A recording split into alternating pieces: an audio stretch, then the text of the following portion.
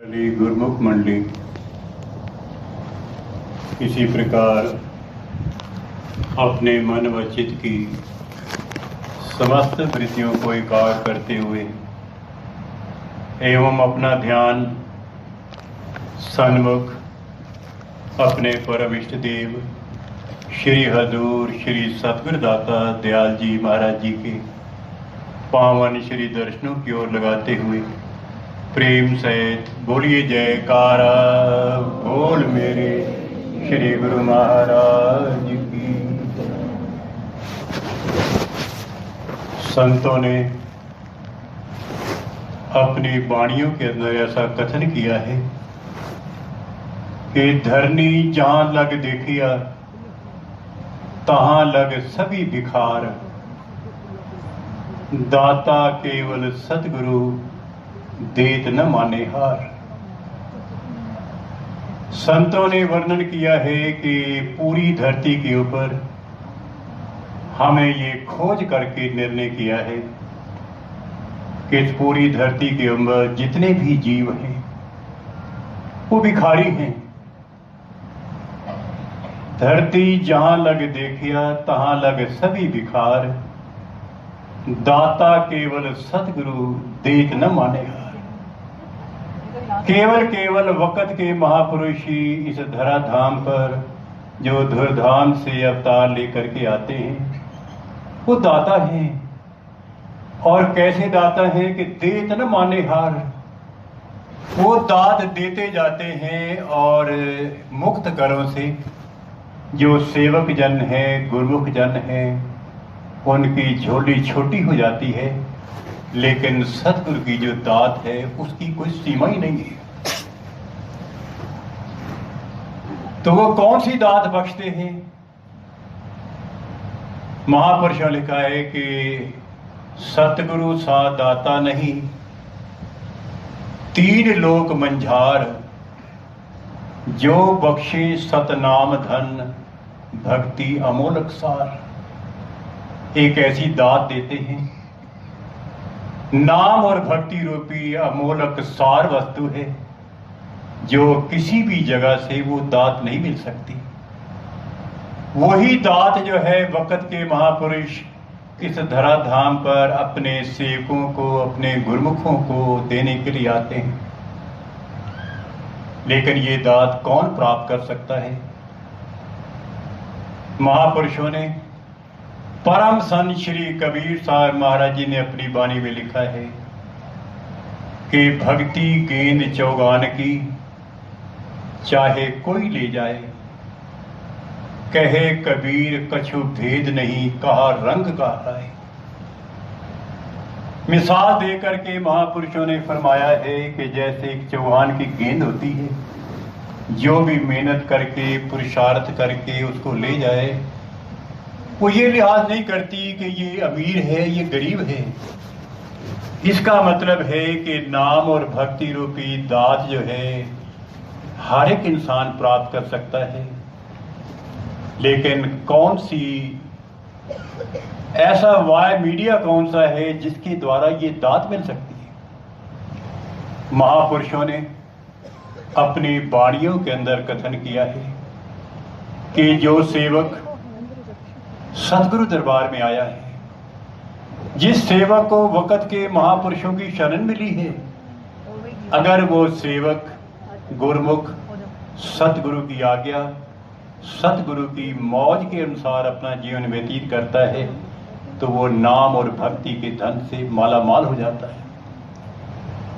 वाणी के अंदर भी कथन आया है कि गुरु के गृह सेवक जो रहे, गुरु की आज्ञा मन में सहे, आपस को कर कछु न जनावे, हर हर नाम हृदय सद ध्यावे। मन बेचे सतगुरु के पास, तिस सेवक के कारज रास। सेवा करत होत ने कामी, तिसको होत प्राप्त स्वामी। अपनी कृपा जिस आप करे, नानक सो सेवक गुरु की मत ले। केवल एक ही गुण जो है सेवक के अंदर जब आ जाता है कि गुरु की आज्ञा को सत सत करके मानता है और गुरु की आज्ञा का दृढ़ता से पालन करता है, नाम और भक्ति के धन से माला माल हो जाता है। और तभी तो हम सब गुरुमुख जनों को श्री सतगुरुदाता दयाल जी महाराज जी ने हमें गुरुमुख का दर्जा दिया है। गुरुमुख का मतलब ही यही है कि जो गुरु को हर कार्रवाई के अंदर मुख रखता है। एक बार पंचम पातशाही श्री गुरु अर्जन देव महाराज जी का दरबार लगा हुआ था। एक किसी प्रेमी ने श्री गुरु महाराज के चरणों में विनय की कि महाराज, आपके अनेक प्रेमी हैं, गुरुमुख हैं, लेकिन गुरुमुख का लक्षण कौन सा होता है? आप कृपा करके गुरुमुख का लक्षण बतलाइए। तो श्री गुरु महाराज अपनी मौज में आए, फरमाया, भाई आप गुरुमुख का लक्षण सुनना चाहते हो या गुरुमुख के साक्षात दर्शन करना चाहते हो? विनय की कि महाराज, अगर गुरुमुख के दर्शन हो जाएं तो इससे बढ़कर के कौन सी बड़ी बात हो सकती है। ये उस समय का जिक्र है कि जिस समय अमृतसर के अंदर सरोवर की सेवा का कार्य शुरू था और गुरुमुख जन तन से, मन से, धन से गुरु दरबार की सेवा में लगे थे। तो श्री गुरु महाराज जी ने फरमाया, भाई तुम ऐसा करो, यहां से कुछ दूरी पर हमारा एक गुरुमुख रहता है और उसके जिम्मे हम एक हुक्मनामा भेजते हैं। आप हुक्मनामा लेकर के जाओ। और हुक्मनामा क्या लिख करके दिया कि जो इस समय अमृतसर में सरोवर का कार्य शुरू है, आप उसके लिए 500 रुपया सेवा भेज दो। और एक गुरुमुख को साथ में भेजा कि तुम दोनों चले जाओ और जा करके ये हुक्मनामा दो। जिस प्रेमी ने हुक्मनामा लिया सतगुरु का, रास्ते में सोचता जाता है कि जिस गुरुमुख के नाम ये 500 रुपए का हुक्मनामा है, वो तो बहुत बड़ा अमीर आदमी होगा, क्योंकि आजकल के समय के 500 रुपए की कीमत नहीं थी, ना जाने कितने लाखों करोड़ों रुपए की उसकी कीमत होगी। चलता चलता वहां पर पहुंचा जिस गांव के अंदर वो प्रेमी रहता था। पूछा, भाई इस नाम का कौन प्रेमी कहां पर रहता है? किसी ने इशारा किया, भाई सामने को जो झोपड़ी है वो इसके अंदर रहता है। सोचता है कि झोपड़ी वाला इंसान तो ये हो ही नहीं सकता। आवाज लगाई, वो गुरुमुख बाहर आया। उसने कहा, भाई तुम्हारे नाम जो है सतगुरु ने एक हुक्मनामा भेजा है। जैसे ही ये शब्द सुना कि सतगुरु ने मेरे नाम हुक्मनामा भेजा है, बलिहार बलिहार सतगुरु ने मुझे याद किया है, भला मैं भी उनकी गिनती में हूं। हुक्मनामा पढ़ा, उसमें ये लिखा था कि आपको 500 रुपया सरोवर की सेवा के लिए भेजना है। लेकिन उसकी क्या दशा है कि घर के अंदर 5 पैसे भी नहीं है। लेकिन ये दृढ़ विश्वास था कि जिन सतगुरु ने ये हुक्मनामा जो है भेजा है, उन्होंने साथ में शक्ति भी बख्शी होगी। वो आप ही सब करन करावनहार है। मेरी तो ये खुशकिस्मती है, मेरे भाग हैं जो सतगुरु ने मुझे याद किया है और मुझ पर इतना कृपा बरसाई है। अंदर बैठा तो उस समय राज दरबार की तरफ से एक घोषणा की गई कि इस शहर के अंदर कल एक दंगल होगा, बड़े बड़े पहलवान आए हुए हैं, जो भी उसके साथ कुश्ती लड़ना चाहे वो लड़ सकता है। एक मस्कीनिया पहलवान है जो कभी भी किसी से हारा नहीं था, कि अगर मस्कीनिया पहलवान के साथ कुश्ती कोई लड़ेगा तो उसको 1000 रुपये इनाम मिलेगा। अगर वो हार जाएगा तो उसको 500 रुपये इनाम मिलेगा। जब ये घोषणा उस गुरुमुख के कान में पड़ी, कहते हैं, धन है गुरु महाराज, धन है गुरु महाराज, आप अपने काम आप ही करने वाले हैं। आपने कारण भी बनवा दिया। बाहर आया और अपना नाम लिखवा दिया कि मैं जो है मस्कीने के साथ मैं कुश्ती लड़ूंगा। वो हारने वाले को 500 रुपये इनाम इसे रखा हुआ था, अगर कोई हार भी जाए तो उसकी भी हालत दुर्दशा हो जाती थी, इसलिए उसको भी चलो 500 रुपये उसको की कंपनसेशन के तौर पे मिल जाता था। अगले दिन जो जगह निश्चित थी वहां पर बड़े बड़े पहलवान योद्धा आए हुए थे, और मस्कीनिया की देह को देखकर किसी के अंदर साहस नहीं होता था कि हम मस्कीने के साथ कुश्ती लड़ें, हिम्मत नहीं पड़ती थी। लेकिन वो गुरमुख दुबला पतला छलांग लगाई और मस्कीनिया के सामने आकर तैयार हो गया और बोला, मस्कीनिया पहलवान तुम मेरे साथ कुश्ती लड़ो। मस्कीनिया पहलवान सोचने लगा कि कारण क्या है, इतने बड़े बड़े योद्धा पहलवान बैठे हुए हैं, किसी की हिम्मत नहीं पड़ी, और ये दुबला पतला सा आदमी, इसको तो मैं फूंक भी मारूं तो कोई दूर जा गिरेगा, ये कैसे मेरे सामने आया। उसे पूछता है मस्कीनिया पहलवान, भाई तुम मेरी बात को सुनो, कुश्ती तो हम बाद में लड़ेंगे, लेकिन किस कारण से आप मेरे सामने आए हो?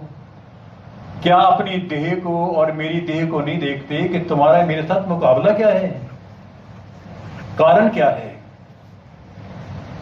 लेकिन उस गुरुमुख ने कहा, भाई कारण आप मत पूछो, आप कुश्ती लड़ो।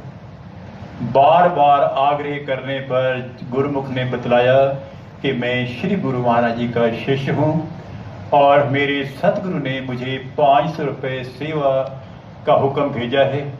उस सेवा के हुक्म को पूरा करने के लिए मैंने अपनी जान को भी दांव पर लगा दिया है।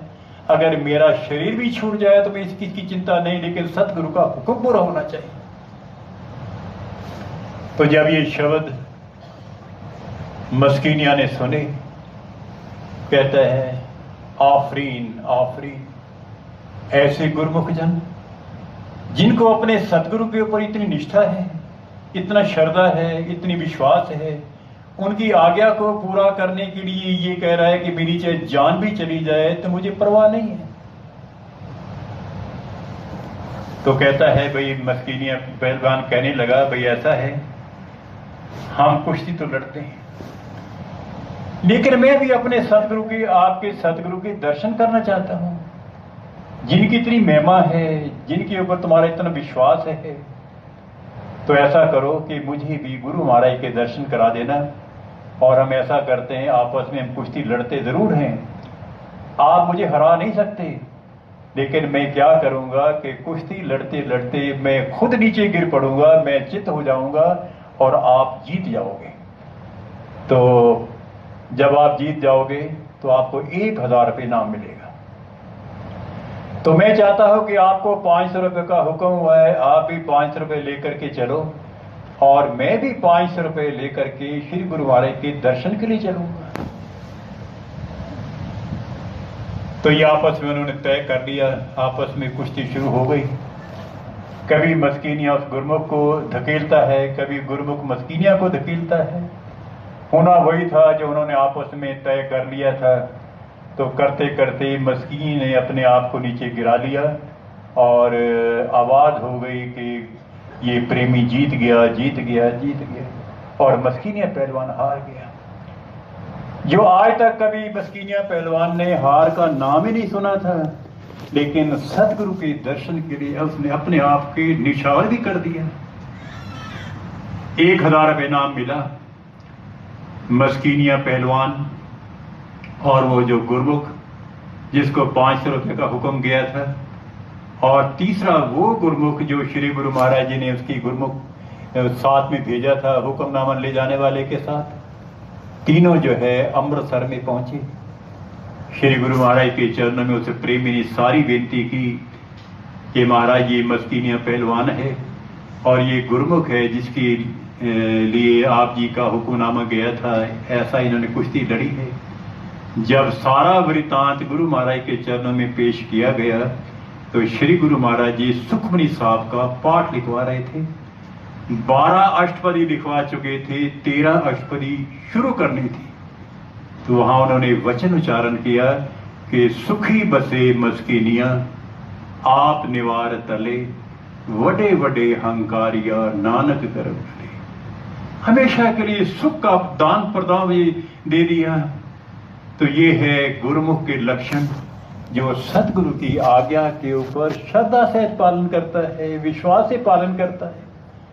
तो जिन गुरु महाराज के लिए मस्कियां ने भी इतनी कुर्बानी की थी, वही वक्त के महापुरुष हमें अपने पावन श्री दर्शनों से, पावन आशीर्वाद से, पावन लीलाओं से, पावन वचनों से नित प्रति दयाल करते हैं। तो हम अपने सतगुरु पर बलिहार जाएं, कुर्बान जाएं, कि जिन्होंने हमारे अवगुण न देखते हुए, हमारे ऐबों को न देखते हुए हमें अपनी शरण में लिया है। और हम भी श्री सतगुरु दाता दयाल जी महाराज जी के पावन श्री चरण कमलों में यही विनय करते हैं कि सतगुरु सच्चे पातशाह, आप हमें शक्ति प्रदान करें कि आप जैसे जैसे हुक्म करते हैं, जो जो आपकी मौज होती है, उसमें शक्ति तो आपकी ही काम करती है, लेकिन हमें उन वचनों पर चलने के लिए आप शक्ति प्रदान करें। उनकी आज्ञा और मौज के अनुसार अपना जीवन व्यतीत करें। और ये जो श्री सतगुरु दाता दयाल जी हमारे कल्याण के लिए नित्य प्रति इस बात पर जोर देते हैं कि हर एक गुरुमुख को भक्ति के 5 सरल नियम जो हमारे श्री सतगुरु दाता दयाल जी महाराज जी ने श्री पंचम पातशाही महाराज जी निर्धारित किए हैं, उन 5 नियमों का श्रद्धा सहित पालन करें और 2 घंटे हम भजन अभ्यास भी करें। जो ये सतगुरु की आज्ञा है, सतगुरु की मौज है, सतगुरु का हुक्म है, हम इन वचनों पर बराबर अमल करें, उनकी भी प्रसन्नता प्राप्त करें और जीव का कल्याण करें। बोलो जयकारा, बोल मेरे श्री गुरु महाराज।